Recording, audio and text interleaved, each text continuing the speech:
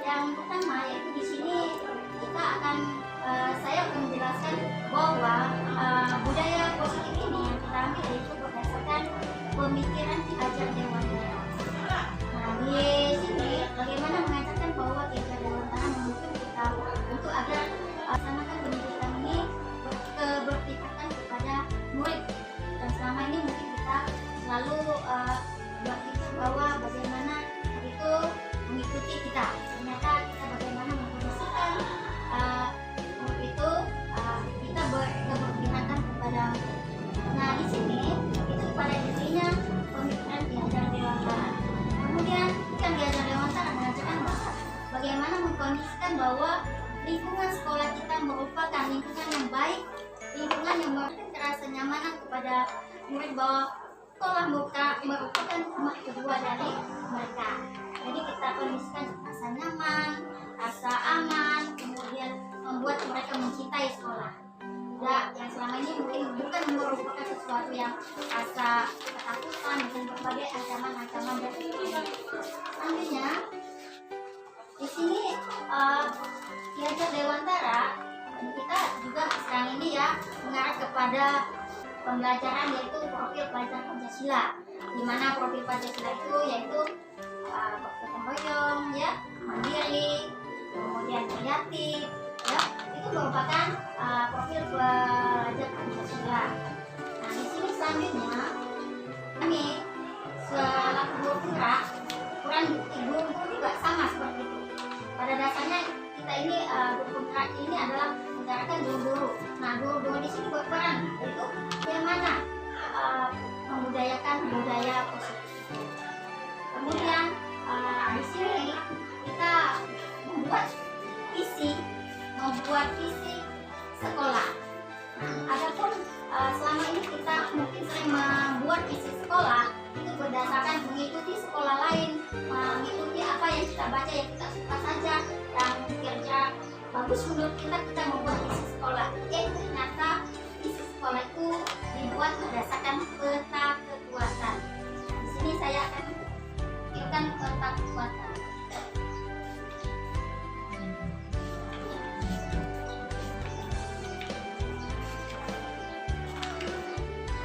Baik.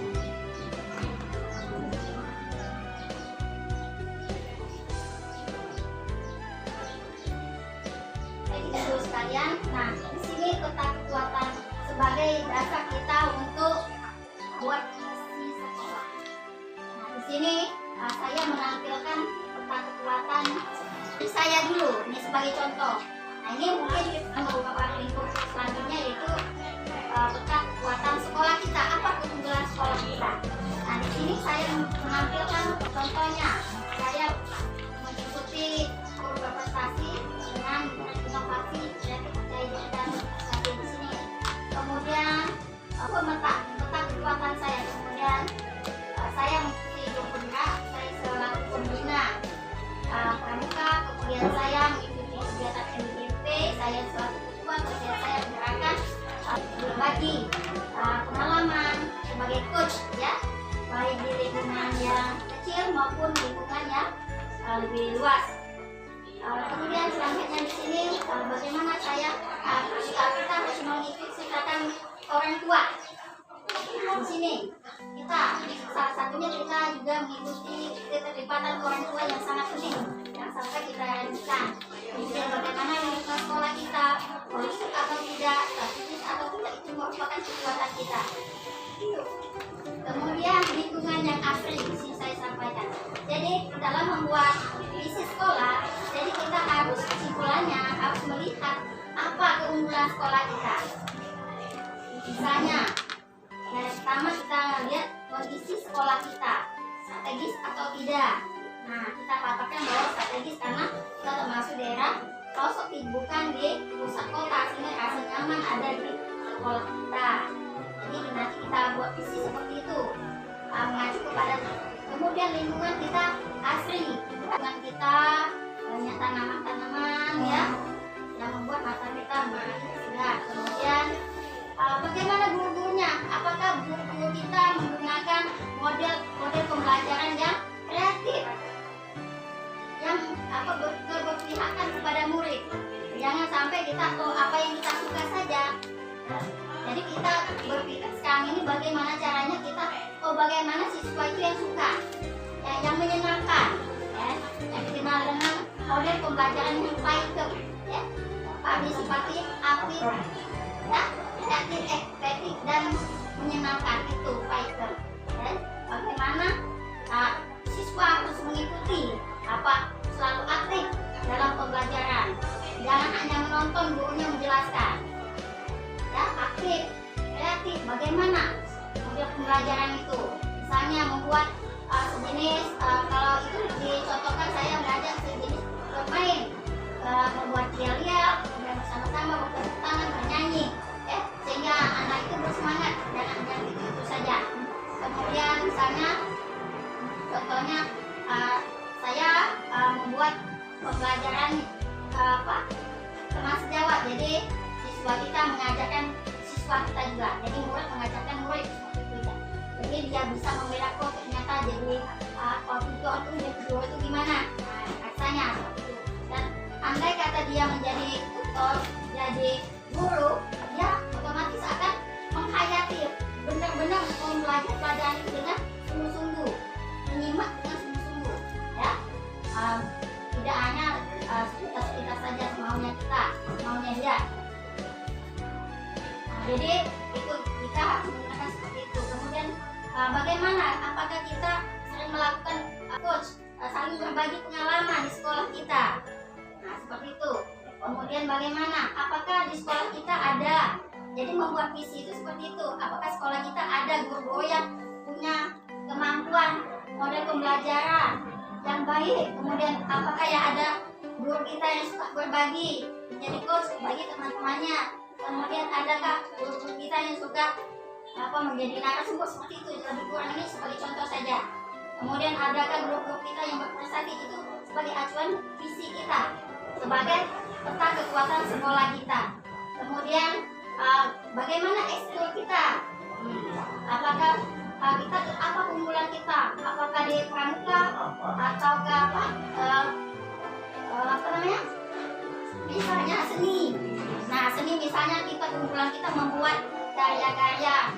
Sekarang ini ibu sekalian kita memang dianjurkan untuk membuat sesuatu yang berdasarkan kondisi lingkungan kita, kondisi daerah kita. Jangan memaksakan mengikuti walaupun andai kata seni itu ya. Sekarang ini kita buku-buku mengacu kepada Jawa kan. Nah, kalau misalnya tidak cocok sama kita, ya kita menyesuaikan dengan kemampuan yang ada di sekitar kita. Apa yang ada di sekitar itu kalau bisa dieksploitasi. Jangan kita mengikuti orang lain, sementara kemampuan yang ada di sekitar kita abaikan. Jadi kita memanfaatkan apa yang ada. Kita pasti mampu ketika kita mengeksploitasi apa yang memang benar-benar kita punya.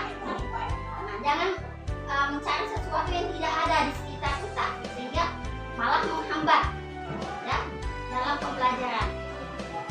Jadi dari situ kita lihat lagi, sekarang kita sedang menggalakkan kita literasi. Kita juga melihat bagaimana budaya kita, budaya baik kita. Di sini saya menggalakkan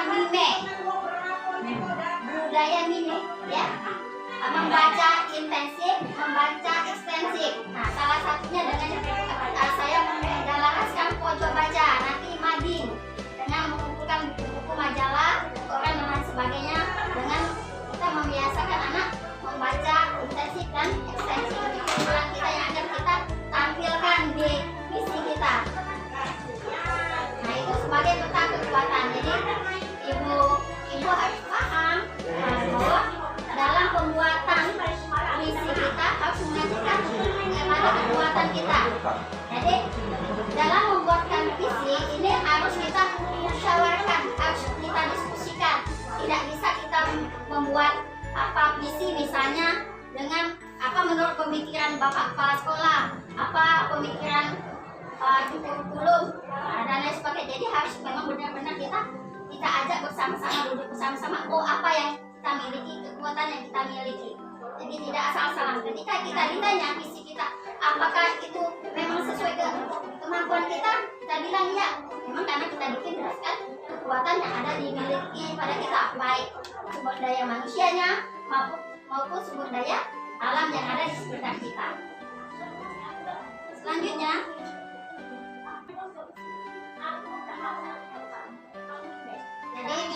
jadi kita membuat visi seperti itu, ibu-ibu sekalian. Kemudian di sini bagaimana budaya kita selaku guru. Di sini ada yang namanya keyakinan kelas. Keyakinan kelas ini sejenis dengan peraturan, tapi keyakinan kelas ini kita membuat anak tidak menganggap itu suatu peraturan.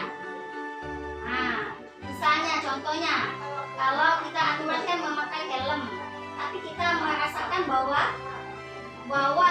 kita menggunakan helm itu bukan karena ada aturan, tetapi karena kita memang membutuhkan untuk kenyamanan kita, untuk keselamatan kita. Jadi kita menyadarkan kepada siswa, aturan itu memang benar-benar dia butuhkan untuk kenyamanan mereka, untuk keamanan mereka. Jadi kita tidak mengarahkan bahwa itu mereka tidak merasakan itu bukan aturan seperti itu. Ya, jadi disiplin kelas, disiplin positif ini mengacu kepada keyakinan kelas, kebutuhan dasar, posisi kontrol dan segitiga restitusi. Nah, jadi seperti itu yang namanya keyakinan kelas. Nah, begitu juga disiplin positif. Disiplin positif itu yang diarahkan seperti itu juga, merasakan bahwa itu aturan itu bukan karena adanya tekanan, tetapi adanya kebutuhan. Ya, merasakan bahwa mereka nyaman. Nah, di sini dalam disiplin positif ini, ibu-ibu, mereka merasakan bahwa dengan adanya disiplin itu bukan suatu tekanan, tetapi merasakan bahwa dengan adanya disiplin mereka merasa merdeka. Contohnya, kalau saya disiplin datang pagi-pagi tidak telat, berarti saya tidak terbebas dari rasa ketakutan, kecemasan, seperti itu. Kalau saya siswa merasakan bahwa harus membuat tugas-tugas, dengan demikian saya akan merdeka, tidak adanya dapat panggilan orang tua dan lain sebagainya. Jadi di situ disebut dengan disiplin positif. Nah, ini harus kita tekankan kepada murid-murid kita. Kemudian di sini adanya kebutuhan dasar. Ya, kebutuhan dasar anak itu yaitu rasa jauh dari tekanan, ya, rasa nyaman, rasa dia merasa keberadaannya itu dihargai seperti itu. Dan di sini tidak ada semacam, kita harus paham apa kebutuhan anak itu. Kebutuhan dia untuk merdeka, kebutuhan rasa cinta kasih, kebutuhan ya, jadi rasa merdeka berarti dia tidak ada rasa itu, ini tidak ada tekanan di sekolah ini. Kemudian rasa cinta kasih, kita mendidik murid kita berdasarkan cinta kasih dan mendapatkan cinta kasih di sekolah ini. Apapun yang kita katakan, apa yang kita ajarkan atau yang kita nasihatkan itu merupakan wujud dari cinta kasih, karena memang murid kita membutuhkan namanya cinta kasih. Nah, kemudian di sini posisi kontrol dan segitiga restitusi. Nah, di sini bagaimana guru bersikap ketika anak melakukan suatu kesalahan. Bagaimana cara kita selaku guru, ya, kepada murid melakukan pelanggaran yang dilakukannya di luar, padahal itu dilakukan kesepakatan kelas, keyakinan kelas. Jadi membuat aturan itu berdasarkan keyakinan atau kesepakatan kelas. Jadi di sini kita memposisikan anak itu kalau bisa dia sendiri merasa bersalah seperti itu. Kedepannya mereka berjanji untuk melaksanakan, tidak akan melanggar lagi seperti itu. Jangan sampai guru itu ada tekanan, intimidasi dan lain sebagainya. Nah, mungkin guru BK itu ya. Jadi jangan sampai anak itu ada rasa sisihkan, kemudian ditekan, kemudian sampai jadi kita di sini harus merangkul sehingga anak itu menyadari sendiri, berjanji kepada diri sendiri di situ. Nah, posisi inilah yang harus dimiliki oleh guru untuk mengarahkan ke arah sana.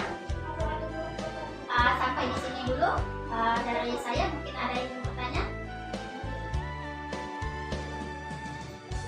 Terima kasih Bu Nasa. Prinsipnya itu memang yang ideal yang harus kita lakukan sebagai seorang pendidik ya. Artinya memang kita harus dengan anak bukan hanya sebagai ada batas antara guru dan siswa, tetapi kita istilahnya ada semacam tertentu, jadi dia sebagai teman katakanlah seperti itu. Jadi pembelajaran itu maka dikatakan pembelajaran yang berpikir pada belajar dalam cara itu tadi.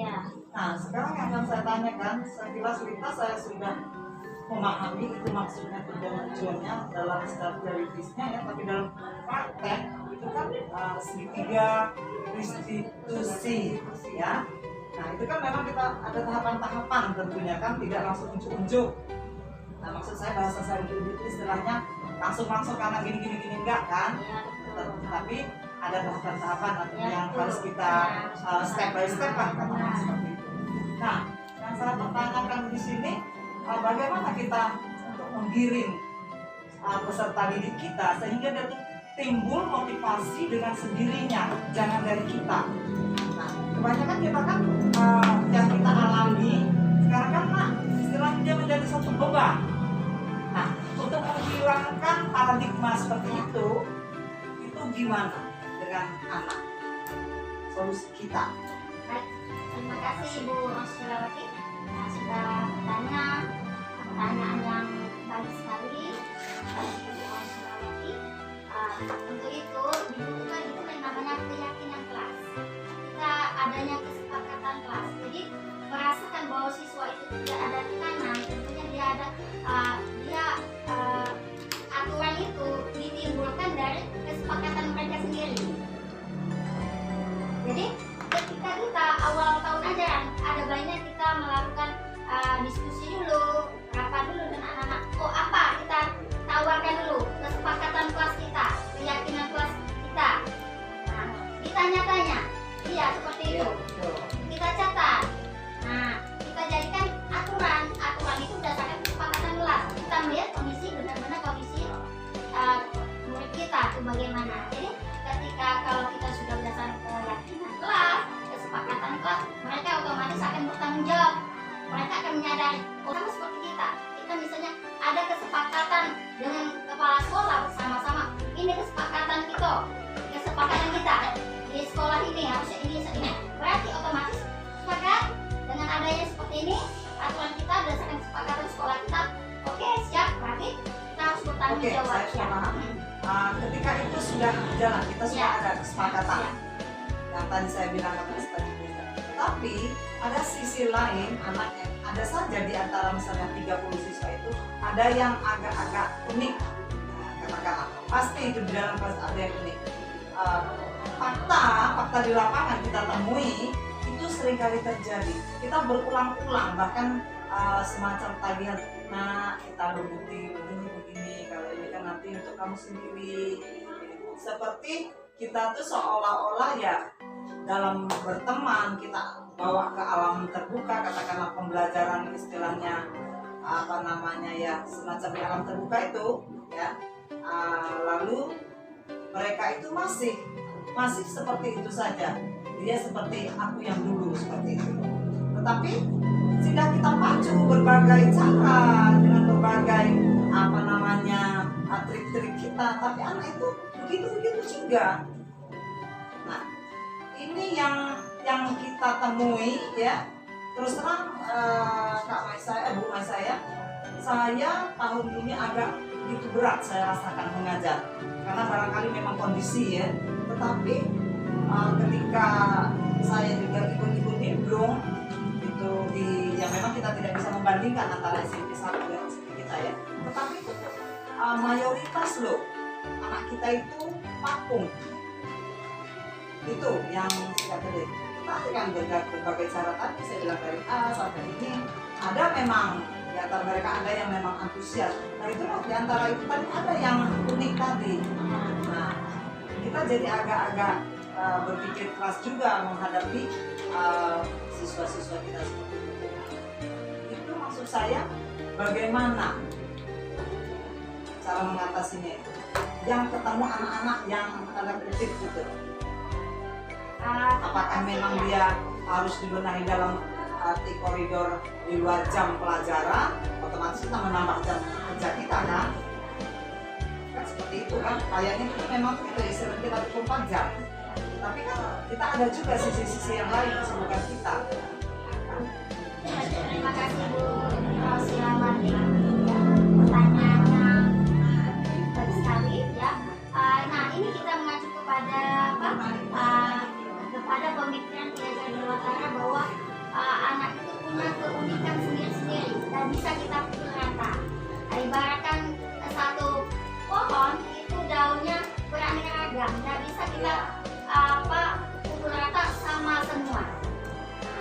Kita ibaratkan di sini Bu Rosi, ibu-ibu sekalian, bahwa anak itu salah kita selama ini mengaku bahwa anak itu adalah selembar kertas. Ternyata anak itu mempunyai bakat sendiri-sendiri, potensi sendiri-sendiri. Nah, yang harus kita olah. Nah, di sini contohnya misalnya satu bibit tanaman unggul, ya kita letakkan di tempat yang tidak semestinya atau petaninya tidak bisa merawatnya, tidak bisa memposisi bagaimana komposisi pupuknya, tanahnya bagaimana, akan gagal juga. Walaupun anak itu dalam posisi yang memiliki potensi yang baik. Jadi di sini anak itu ibaratkan bibit tanaman dan kita adalah petani. Ya, bagaimana kita menempatkan murid itu? Kalau kita memang ingin baik, kita tempatkan bagaimana di tanah yang bagaimana, kemudian kita pupuk atau kita rawat bagaimana yang sesuai dengan maunya tanaman ini seperti apa. Bagaimana? Kalau tanaman ini butuh siram banyak, kita siram banyak. Kalau butuh sedikit, kita siram banyak.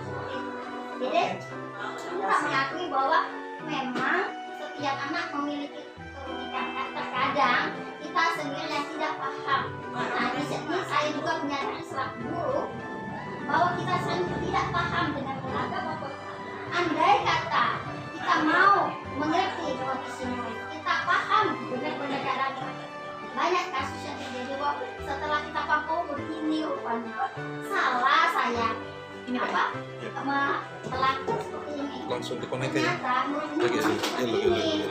Nah, kondisinya rumahnya seperti ini. Kita langsung memperhatikan sama dengan murid lain, padahal dia memiliki masalah yang beda. Dan harus kita sikapi. Nah, terjadi kita balik-balik ke guru juga. Kemudian tidak aktifan murid, kita tanyakan, apakah model pembelajaran kita sudah bagus? Apakah yang itu saja? Nah, kalau tidak, memang sudah kita lakukan semua. Oh, memang ternyata ini, ya bagaimana kalau bibit sudah misalnya bibit jelek, ditanam tempat jelek. Nah, kalaupun ditanam yang baik, dipelihara yang baik, mungkin walaupun sudah dipelihara maksimal, kalau bibitnya memang jelek, mungkin hanya ada hasil yang sedikit, tidak bisa maksimal. Yang harus kita sampai di sini masih ada yang ingin ditanyakan? Tidak ada lagi? Saya kira cukupkan sampai di sini. Terima kasih atas partisipasi ibu-ibu sekalian yang sudah mengikuti materi ini. Semoga bermanfaat bagi kita. Mungkin ke depannya kita paham apa visi kita di sekolah ini, dapat mendukung kegiatan sekolah ini, dapat bermanfaat bagi murid kita lebih maksimal lagi. Ya, kelemahan kekurangan kita sebagai guru mungkin harus kita perbaiki ke depannya. Terima kasih sekali lagi saya ucapkan wassalamualaikum warahmatullahi wabarakatuh. Waalaikumsalam warahmatullahi wabarakatuh.